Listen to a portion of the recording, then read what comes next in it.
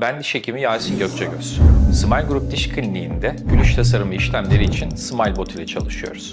Kliniğimize gülüş tasarımı ve diş eksikliği için gelen hastalarımızın kafalarındaki en büyük problem sonrasında yapılacak işlemin yüzüne yakışıp yakışmayacağı.